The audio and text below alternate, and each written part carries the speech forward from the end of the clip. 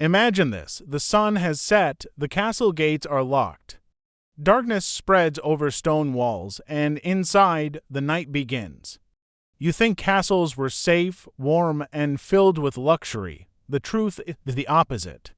Nights inside a medieval castle were cold, dirty, loud, and terrifying. Every breath felt like smoke, every shadow held fear. And every morning was a small victory of survival. In this video, we reveal the harsh reality of medieval castle nights. How people slept on straw filled with vermin. How they fought freezing winds behind stone walls. How superstition, hunger, and fear shaped every hour after sunset. So the question is, if you lived in a medieval castle, could you survive a single night? From the outside, a castle looked strong: stone towers, iron gates, walls that seemed impossible to break, but inside, it was a different story. The same stone that kept enemies away trapped the cold inside. In winter, those walls turned into ice. Every room became a frozen chamber. The great hall had a fire, a massive hearth with logs burning bright. But the heat never reached far. If you sat close, you felt warmth. A few steps back, and the air cut like knives. Upstairs was worse: narrow chambers, drafty windows, wooden shutters that shook in the wind, small cracks in the walls let icy air creep through. Even lords, wrapped in furs, shivered through the night. Servants and guards suffered more. Many slept in cold rooms with no fireplaces at all. Their only choice was to huddle together for warmth. The cold left its mark everywhere. Water froze solid in buckets, bread hardened overnight, ink froze in the tips of quills. Even cooking was a struggle. Cooks smashed ice just to wash pots. Every breath turned white. Every step felt heavy. Hands stiffened until holding a cup was painful. Toes went numb inside boots. The castle walls felt less like protection and more like a stone prison. The mighty fortress could keep out raiders. It could stop fire, arrows, and swords, but it could not stop the winter. Inside those walls, every night was a test. Endure the cold, survive until dawn, hope for the morning light. Forget soft mattresses, forget feather pillows. In a medieval castle, most people slept on straw. At first, it seemed fine. Fresh straw felt light and soft. It gave a little comfort after a long day, but within days, the truth appeared. The straw grew damp, the smell turned sour. And worse, it came alive: lice, fleas, rats. All found their home in the bedding. By night, people tossed and scratched. By morning, they woke covered in bites. Servants had the hardest lives. They often shared one large bed of straw. Dozens crammed together, shoulder to shoulder. Heat was shared, but so were the pests. Even the lord and lady of the castle were not spared. They had finer bedding, maybe wool or a feather bed. But vermin still crept in. Even wealth and status could not keep the pests away. Imagine the scene: the crackle of fire in the hall, the wind howling through stone corridors, and in the darkness, scratching, scurrying. Tiny feet running across the floor. Food scraps only made it worse. Rats slipped into chambers, searching for crumbs. They chewed through straw. They bit into toes and fingers left uncovered. In some cases, children woke screaming in the night. Take away. At night, comfort was rare. The bed itself was an enemy. In a castle at night, warmth did not come from blankets. It came from layers. Clothing became the only shield against the cold. People slept in their clothes: wool shirts, heavy tunics, thick hose wrapped around legs, and cloaks pulled tight over shoulders. Blankets were rare. A few noble families owned furs: fox, wolf, bear. But even these were heavy, stiff, and often filled with fleas. Servants had far less. They wrapped themselves in whatever scraps they found. Old cloaks, ragged cloth, sometimes even sacks, tied around the body to trap heat. At night, it was a ritual, layer after layer. One shirt, then another. A cloak, a hood, even gloves worn to bed. The rich and poor alike looked less like sleepers and more like travelers dressed for a long, cold road. But still, the cold cut through. Stone walls breathed frost, the wind found every gap. No matter how many layers, it was never enough. Take away, survival in a castle was not about comfort. It was about endurance. Every night was a battle fought in layers of cloth. When the sun set, the castle turned dark. Very dark. There was no electricity. No steady light, only fire, torches, and candles. A single torch lit a hallway, its flame flickered. Shadows stretched long across the stone, every corner looked alive. Every creak in the night felt like a threat. Candles were valuable. Made from tallow or beeswax, too costly to waste. So most of the castle sat in darkness. The darkness was not just eerie, it was dangerous. A stumble on stairs could break a leg, a candle too close to cloth could set fire to a room. And in a wooden-roofed castle, fire meant disaster. Children feared the nights most, shadows on the walls looked like ghosts. Wind howled through cracks, sounding like whispers. Every sound echoed, every silence felt heavy. Take away, light was precious, darkness ruled. And in that darkness, imagination became the enemy. While most tried to sleep, others could not. The castle needed eyes, always. Night was when danger came. Raiders, thieves, even assassins. So guard duty never stopped. On the walls, men stood in the cold, wrapped in cloaks, spears, or crossbows in hand. Their breath hung white in the air, their feet stamped on the stone to keep blood moving. The silence was heavy, broken only by the crunch of boots, or the call of the watch changing shifts, sometimes nothing at all. Only the howl of wolves in the distance. Guards patrolled courtyards too, checking gates, checking doors, making sure no fire spread. For many, the hardest part was not the cold. It was the loneliness. Every shadow looked like an enemy. Every noise made the heart race. If an alarm was raised, bells rang out. Men woke, rushing to arms, but most nights ended in silence. No battle, no fire. Just hours of waiting in the dark. Take away, for guards, the night was a test of endurance. Castles did not sleep because enemies and winter never did. Before sleep, food mattered. It was not just about taste, it was about warmth. Most people ate simple meals: bread, cheese, thick porridge. Sometimes cold leftovers from the Lord's table. If lucky, a little ale or watered wine. Warm food gave comfort. A bowl of hot stew could chase the chill for a short time. But once fires died, the cold returned. For servants, it was worse. Their meals were thin. Barley gruel, hard bread, maybe onions or beans. Meat was rare. Still, it was better than nothing. Some drank ale before bed, not for joy, but because water was unsafe. Ale was cleaner and stronger. A mug could dull the cold and make sleep easier. Take away, food in a castle was not luxury at night. It was fuel, and without it, the long hours of darkness were even harder to endure. When night fell, one problem never went away. Nature's call. Castles were not built for comfort. They were built for defense, so toilets were rare. And at night, no one wanted to walk across freezing courtyards to find one.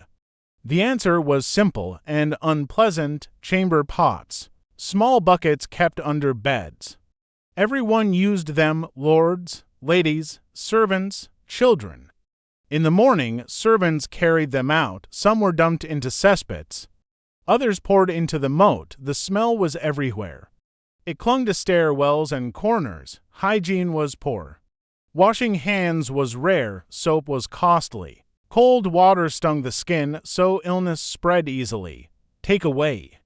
Life in a castle was not romantic. It was rough. It was smelly. And it carried constant risk of disease. In a castle, privacy was rare. At night, it was almost impossible. Servants slept side by side. Men, women, children. all crammed into small chambers or the floor of the great hall. Sharing was the rule, 2, 3. Even for people to a bed, they pressed close for warmth. Not for comfort, but for survival. The rich had more space, but even lords and ladies did not always sleep alone. They shared rooms with attendants or guards. Privacy was a luxury almost no one could afford. The noise was constant, snoring, coughing, crying children, the creak of wood, the scratching of rats in the walls. Take away, castle nights were crowded. They were noisy, they were uncomfortable. But closeness gave warmth and sometimes survival. Every night in a medieval castle carried the same unspoken fear. What if the enemy came before dawn? The walls looked strong in daylight, but in darkness they felt fragile. Every creak of wood, every gust of wind, every bark of a dog could be the start of an attack. Soldiers slept in their armor, swords and spears lay within reach. Bows rested against the wall, no one could truly relax. Even when no attack came, the tension never left. The fear was constant, it gnawed at every thought. The enemy did not need to attack every night. Fear itself was a weapon, it stole rest, it drained strength. It made each sunrise feel like a victory. Take away. Castle nights were haunted by more than cold and darkness, they were haunted by fear itself. The night carried more than cold and hunger, it carried superstition. Medieval people believed the dark belonged to spirits. Ghosts walked castle halls, witches rode the wind. Demons whispered in the corners of rooms. To fight these fears, prayers were whispered. Crosses were hung over doors, holy water sprinkled near beds. Charms of iron and herbs tied around necks. But fear lingered, the castle could hold off armies. But no wall kept out superstition. Take away? For many, the greatest battle at night was inside their own mind. When the first light touched the sky, relief spread through the castle. Another night had ended, guards lowered their weary eyes. Servants stirred the fires again, children stretched awake on straw mats. The silence of the night gave way to clatter and noise. Dawn meant survival. If you had lived through the cold, the hunger, the fear, you had won one more battle. But dawn also meant duty.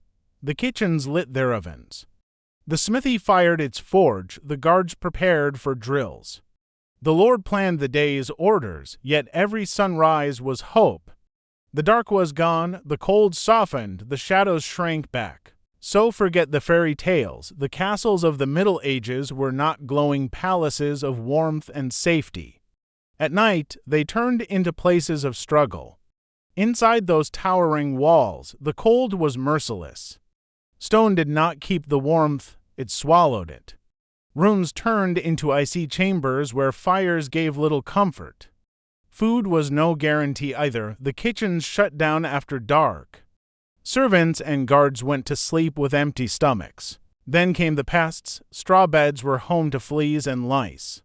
Rats scurried in the rushes scattered on the floor. Sickness spread quickly in the cramped air where dozens of people slept close together. And above all stood fear, the darkness carried superstitions, ghosts, witches, demons lurking in the shadows. Every creak of wood, every gust of wind stirred anxious prayers. So each night became a test, not of strength with sword or shield, but of the body and the spirit, to endure the cold, to silence the hunger, to push back the fear. Every sunrise was not just a new day, it was a declaration. A whisper from the heavens that said, "You endured." It meant the fire in the great hall had not died completely. It meant the guards had not fallen asleep on the walls. It meant no raiders had scaled the towers in the dead of night. It meant the cold, the hunger, and the fear had not claimed another soul. To awaken inside a medieval castle was not guaranteed. It was a small triumph, the kind of victory that left no songs or banners, but lived in the breath of every man, woman, and child who opened their eyes to the morning light. Proof of endurance. Proof that one more night had been survived, and in that harsh reality, Survival itself was the greatest victory of all. The truth of medieval castle knights was harsh. Far from fairy tales, they were carved out of struggle. Stone walls that looked mighty in daylight became prisons of frost after sunset. Dark halls filled with shadows grew into arenas where fear and imagination battled endlessly. And within those walls, human life shrank to its simplest form: hold on, keep breathing.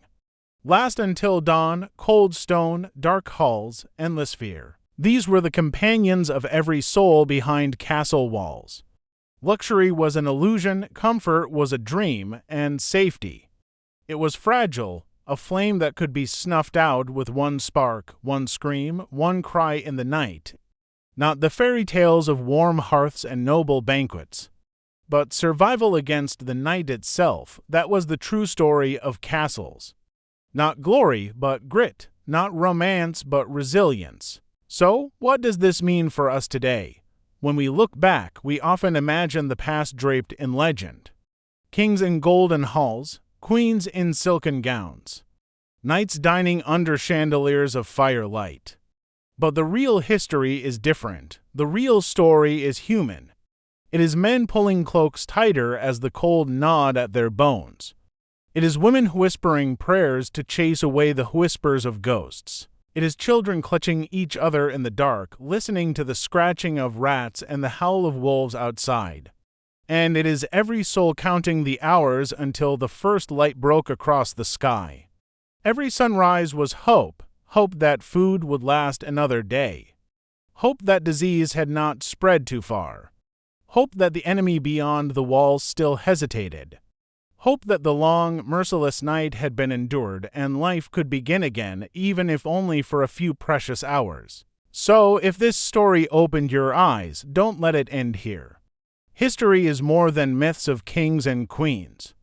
It is the struggle of people, ordinary people, who fought battles we can barely imagine every single night. Hit the like button to keep history alive. Share this video so others can see the reality behind the myths, and subscribe because more untold stories of the past are waiting. History is not just dates and names, it is human struggle. It is endurance written in the silence between screams. It is the lesson that survival, in every age, is its own kind of victory. And together we will keep those lessons alive.